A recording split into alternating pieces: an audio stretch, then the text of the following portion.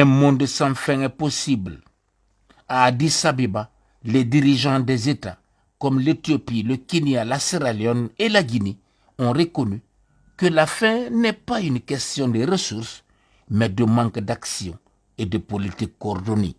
L'Union africaine, à travers la Commission, propose un nouveau plan stratégique pour libérer les 80 millions d'Africains de ce fléau, soit un quart de la population du continent.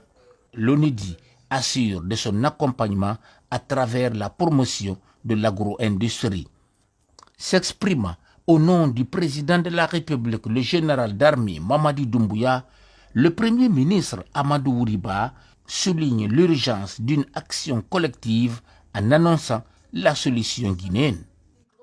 La faim est une calamité que nous devons systématiquement combattre parce que si on ne le fait pas, c'est l'existence de l'humanité qui est en danger.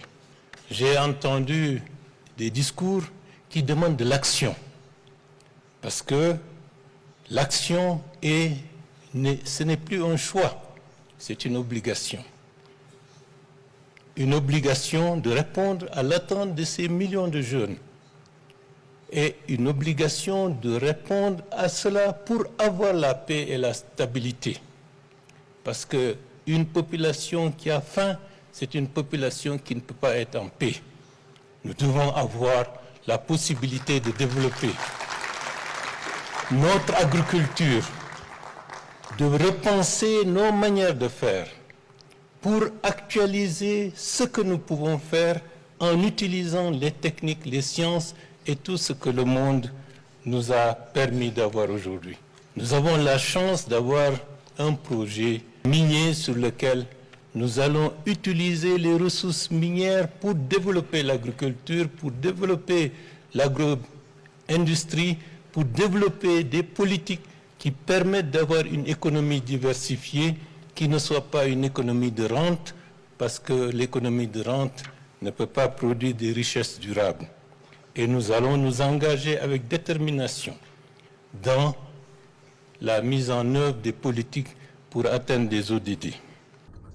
Depuis quelques années, certains des pays, comme l'Éthiopie, ont réussi à conduire des politiques qui ont permis à des changements de situation alimentaire. Ce modèle inspire les États. À travers la vision héritage vert, l'Éthiopie s'est reverdie, le niveau de sa production a explosé et le revenu des paysans s'est amélioré.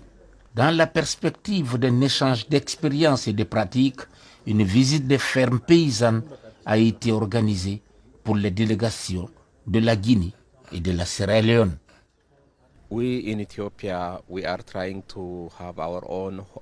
En Éthiopie, le gouvernement s'efforce de résoudre les problèmes du changement climatique et de la sécurité alimentaire de manière autonome, sans dépendre du soutien international. Le Premier ministre a lancé l'initiative Héritage Vert pour planter 50 milliards d'arbres en 8 ans. 40 milliards ont été plantés avec 60% d'arbres fruitiers comme les avocatiers et les manguiers. En plus de lutter contre le changement climatique, ces plantations produisent des fruits pour l'alimentation et génèrent des revenus grâce à l'exportation, améliorant ainsi la vie des agriculteurs. Cela prouve que l'Afrique peut assurer sa propre sécurité alimentaire. So it is changing the lives of our farmers, it's changing the lives of our people. Le gouvernement guinéen, qui porte une initiative d'insertion et de reconversion des retournés d'immigration, est intéressé par le modèle éthiopien. C'est un schéma vertueux qu'il faut que nous épousions pour ramener les populations vers la terre, vers l'intérieur du pays. Nous devons faire en sorte que les jeunes et les femmes s'inscrivent dans une logique moyenne et à long terme pour vivre de manière beaucoup plus tranquille, pour repeupler nos campagnes, pour reverdir notre pays. L'aisance se renforce et la pauvreté puisse disparaître de notre pays. C'est un challenge avec la volonté, avec l'aide de Dieu. Au bout de 5 années, ceci est possible.